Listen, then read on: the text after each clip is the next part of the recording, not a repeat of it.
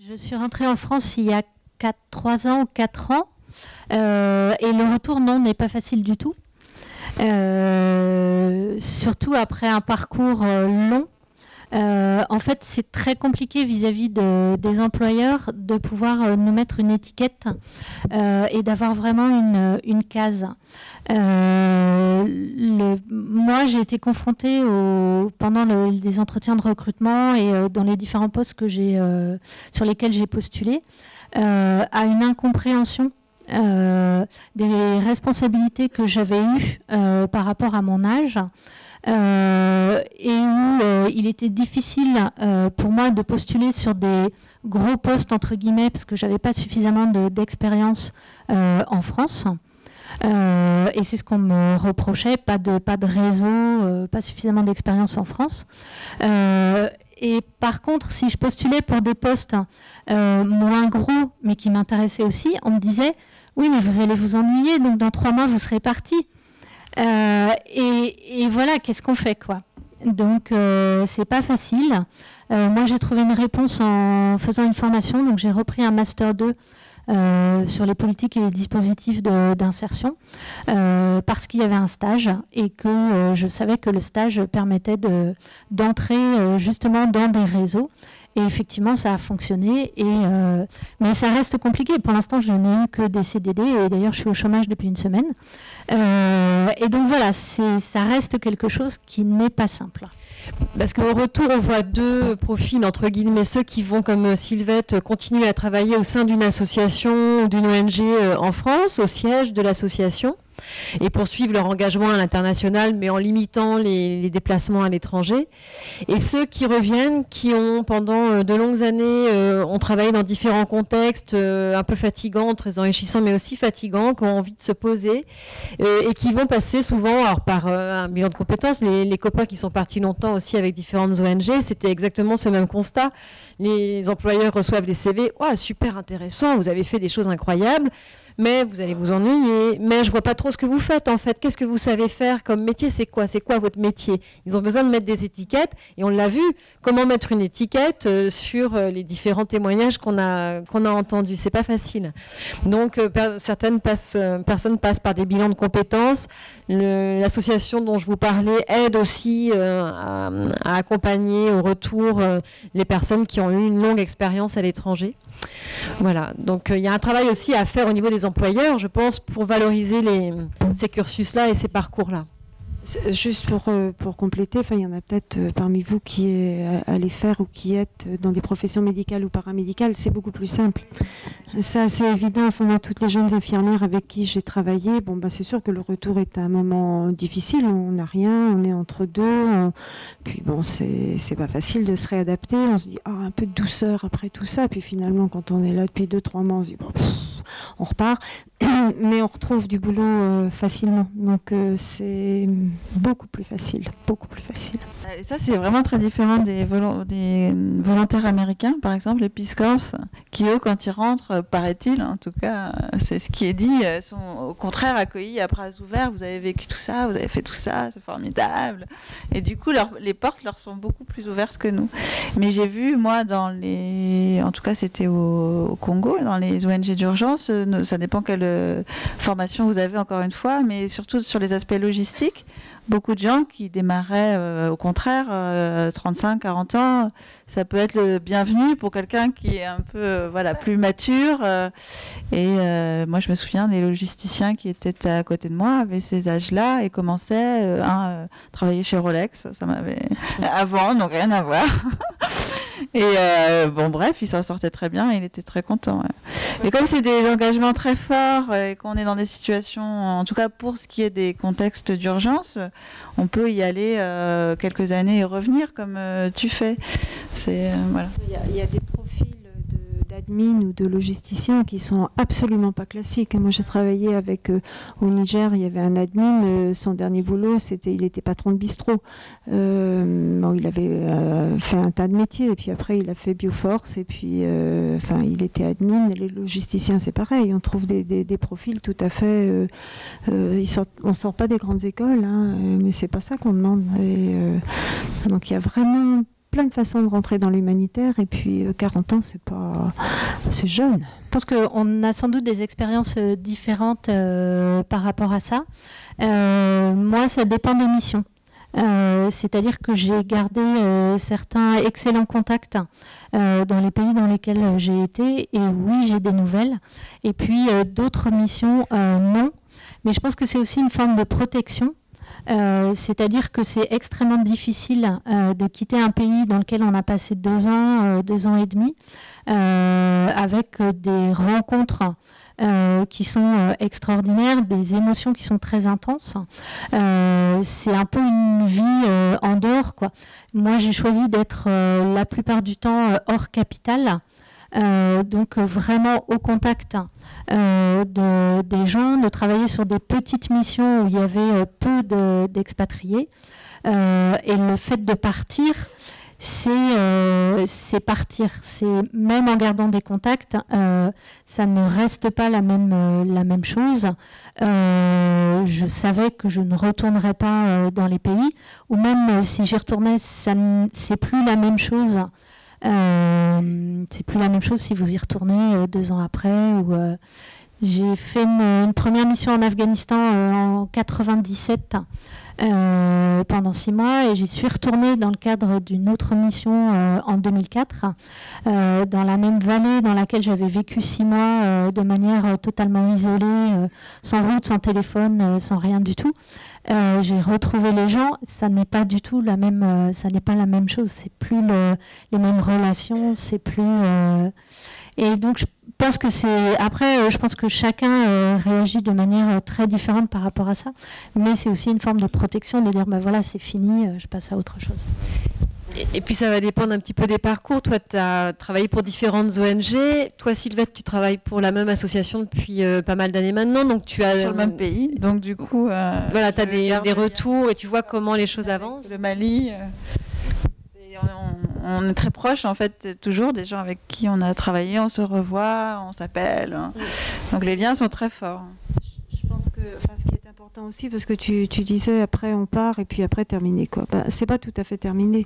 Je parle de l'expérience récente là, de mes 3 mois à MSF comme médecin coordo Dunkerque et Calais. Là, avec le démantèlement de Calais, oui, non, je sais pas ce qu'est devenu Issa, je sais pas ce qu'est devenu Youssef, mais n'empêche que l'actualité, on la suit. L'actualité, je sais pas, j'imagine l'actualité du Yémen, tu la suis, de l'Afghanistan, tu la suis un peu plus. On reste en lien avec ce qui se passe dans les pays qu'on connaît un tout petit peu. Donc c'est ça qui crée aussi c'est le fil. C'est le fil. Vous êtes parti avec l'AFVP à l'époque. Il y a maintenant une agence qui regroupe un peu ou qui informe sur les différents types de volontariat. C'est France Volontaire. Donc c'est un organisme national qui peut vous indiquer, vous informer comment partir, avec quel statut. Si vous êtes salarié, vous pouvez demander un congé de solidarité internationale de quelques mois ou quelques semaines. Si vous êtes sans activité, vous pouvez partir avec un statut de volontaire de solidarité internationale, etc., etc. Donc il y a quand même cet organisme France Volontaire qui informe un petit peu sur les différents types de volontariat. Après, chaque pays a ses statuts différents. Pas mal d'associations, ONG qui sont connues plutôt pour les projets qu'elles mènent à l'étranger, mais qui développent des actions depuis très longtemps en France, auprès des populations migrantes ou auprès, je pense à Médecins du Monde, ils ont des projets auprès des prostituées, auprès des toxicomanes, etc. Donc en France, chez nous, et bien d'autres. Et après, il y a toutes les autres associations aussi, Secours Populaire, Restos du Cœur, Croix-Rouge, qui mènent des actions à l'étranger, mais aussi et surtout auprès des populations démunies en France. Donc, on l'a dit, l'action humanitaire, elle se vit très très loin de chez nous, mais aussi au quotidien, on peut le voir tous les jours. Est-ce que ça va s'accroître, se développer ? On espère que non, puisque après les associations n'ont pas vocation non plus à se substituer aux autorités et puis aux instances publiques qui sont censées quand même pallier ces questions de santé, d'éducation, d'alimentation. Voilà, donc... Ce sont les aiguillons nécessaires et complètement nécessaires. Bien sûr que c'est un travail. C'est pas du tout pour. C'est pour pallier à la non prise en compte du problème par les autorités, mais en même temps, bon, il faut que ce soit fait, mais il faut toujours qu'il y ait un travail de plaidoyer. Et c'est vraiment ce que font les grosses ONG, Médecins du Monde, le Secours catholique, qui est extrêmement présent sur le problème des migrants, le Secours populaire, Médecins sans frontières et puis d'autres, mais c'est évidemment qu'il ne faut pas arrêter d'encourager, c'est gentil de le dire, les gouvernements à prendre leurs responsabilités et à appliquer la loi, tout simplement, appliquer la loi. Mais oui, il y a un risque qu'il n'y avait peut-être pas il y a une dizaine d'années, c'est qu'en tant qu'occidental, on peut être la cible du terrorisme, alors qu'il y a 10 ans, ce n'était pas le cas dans une zone de conflit. Les humanitaires n'étaient pas des cibles, ils étaient neutres. Donc c'est vrai que c'est une difficulté. Ça change la donne. Après, il y a aussi ces phénomènes de migration interne, en fait, en Afrique de l'Ouest notamment. Et au Maroc, il y a des vagues de migration d'Afrique subsaharienne très importantes. Donc il y a de nombreux programmes où là on cherche aussi des assistants techniques ou des associations travaillent beaucoup sur l'accueil des migrants subsahariens, mais au Maroc et en Tunisie et en Algérie. Donc voilà, le problème de migration, il est aussi interne. Et juste peut-être pour rebondir par rapport à ce que tu disais sur les baisses de financement et oui, les projets qui sont menés, ils sont dépendants de financement. Ils sont dépendants aussi d'une actualité géopolitique qui bouge. Certains pays vont être mis sur le devant de la scène à un moment donné et donc avec un afflux de fonds vers ces pays-là qui provoquent aussi des choses qui ne sont pas toujours intéressantes dans le pays parce qu'un afflux aussi d'ONG qui n'y travaillaient pas forcément mais qui vont être opportunistes, ça crée des perturbations, et certains pays qui ne vont plus être sur le devant de la scène alors qu'il y a des besoins constants, des besoins extrêmement importants parce qu'une première phase d'urgence est passée et que c'est une phase plus de développement par exemple. Et oui, c'est aussi des batailles entre projets pour obtenir des financements, pour répondre à des appels à projets, pour aller défendre la cause de l'ONG et du projet qu'on a envie de monter. Et oui, ça existe, et des projets qui ne se font pas parce qu'il n'y a pas de financement. Oui, ça fait partie de la réalité du monde de la solidarité internationale. Il y a différents partenaires financiers, donc il y a tous les échelons. Une association, j'imagine, comme bénévole, comme Visa Santé Mali, va plutôt cibler des collectivités territoriales bretonnes ou ciblées. Et ça peut être donc l'État français, mais l'Union européenne ou des plus gros programmes là d'envergure, Banque mondiale ou autres. Donc il y a vraiment un millefeuille. On commence par le particulier, les collectivités, l'État et les institutions internationales. Et puis en fonction du domaine, il y a plusieurs institutions des Nations Unies qui vont financer tel ou tel programme ou telle ONG. La question c'était sur le financement participatif de projets. Je sais que, par rapport aux associations, par exemple, qui sont adhérentes au RESIA, puisque le RESIA c'est aussi un réseau d'associations, il y a eu une baisse de financement, là, le département qui a arrêté son appui aux actions de solidarité internationale. Donc beaucoup ont essayé de tenter, quelques-unes ont tenté de mettre en place un financement participatif sur Internet. Ça marche pour certaines. C'est pas quelque chose que les bénévoles savent faire. Donc c'est des nouvelles formes de recherche de fonds à inventer, à mettre en place. Mais ça peut marcher pour certains projets.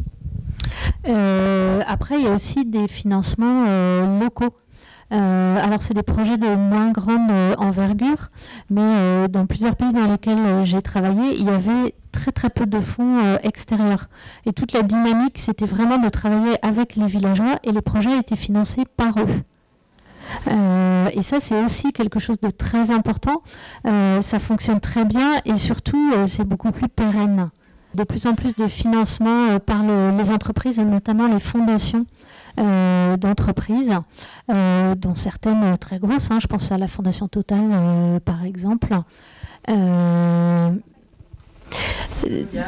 Veolia, Orange, beaucoup de grosses entreprises ont des fondations d'entreprises et financent après un certain nombre de projets.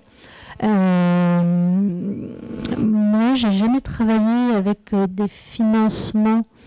Je suis en train de réfléchir, mais de grosses d'entreprises privées.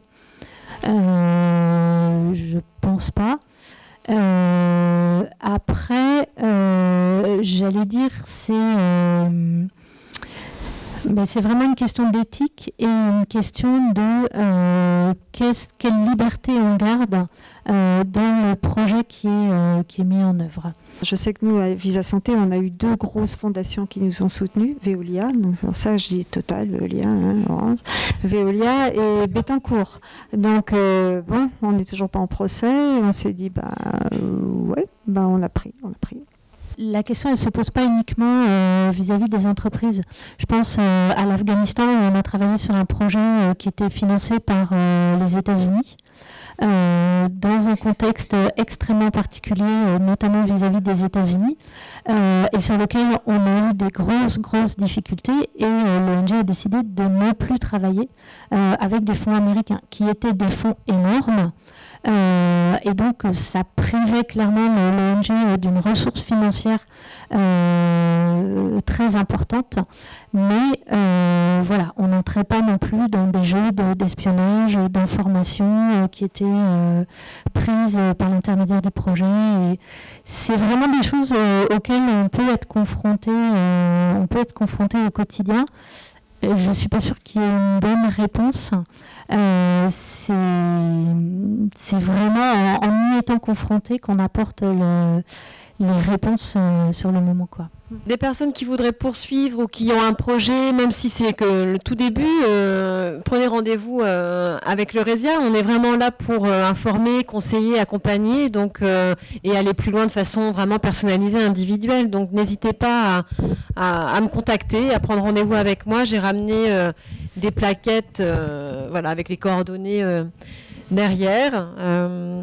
Et puis après, d'essayer de rencontrer des professionnels. C'est vrai qu'en rencontrant des personnes qui sont parties avec, au cours d'une soirée comme celle-ci ou bien à d'autres occasions, c'est toujours très intéressant parce qu'on se projette un peu plus, on cerne un peu mieux la réalité du terrain. Vous avez bien vu qu'elle est intéressante, mais complexe et riche. Donc voilà. Moi, je vends ma boutique, mais le conseil est gratuit, je précise. Moi, je dirais que c'est important d'essayer de bien se connaître et de soi-même et de mûrir son projet et de réfléchir à pourquoi on part et pour qui on part. Parce que la personne qu'on va trouver là où on va partir, c'est toujours soi-même.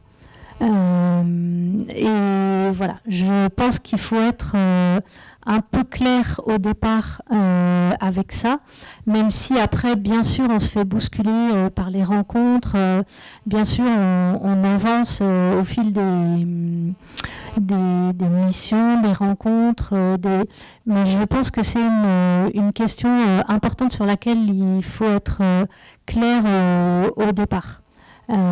Pourquoi on part, pour qui on part, et essayer d'un petit peu se connaître avant de partir. Oui, bien sûr, mais moi j'ai envie de dire, on n'est pas obligé de partir au bout du monde non plus, et le bout du monde, il peut être au bout de sa rue. Donc allons-y.